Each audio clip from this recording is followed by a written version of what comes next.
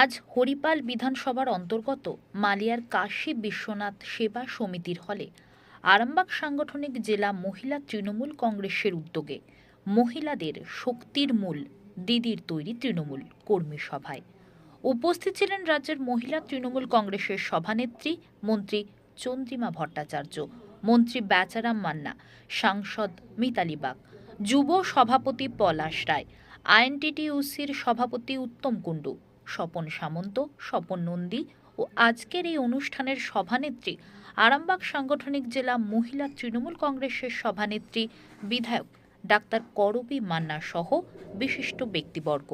তৈরি করার কমিটি, সেই সংবিধান তৈরি করার কমিটিতে বি.আর. আম্বেদকর তাকে নেতৃত্ব দিচ্ছিলেন। আপনি জেনে রাখবেন যে সেই সময় গণপরিষদে যতজন ছিলেন তার মধ্যে 15 জন মহিলা ছিলেন। বছরটা কবে? 1946 সালের 9 ডিসেম্বর গণপরিষদ বসেছিল, আর 3 বছর তারা বসেছিল।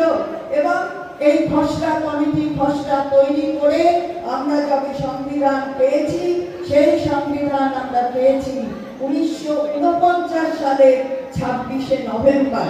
1949 সালের 26শে নভেম্বর আমরা সংবিধান পেয়েছি। কিন্তু সুপ্রিম কোর্টের প্রশ্নের মুখে কেন্দ্র অবশ্যই, কারণ বাংলা ভাষাভাষী তারা যদি ভিন রাজ্যে যায়, সংবিধানের যে রাইট টু ডিফারেন্ট আছে, অর্থাৎ যাওয়ার যে অধিকার আছে, সেই অধিকারটা খর্ব করা হয়। ফলে সঠিকভাবে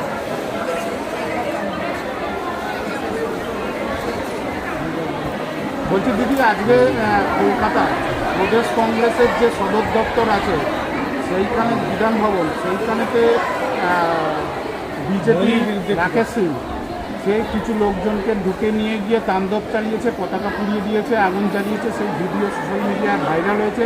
কংগ্রেস সদর দপ্তর কংগ্রেস নেতারা বিক্ষোভ দেখাচ্ছে। কি বলবেন? রাহুল গান্ধী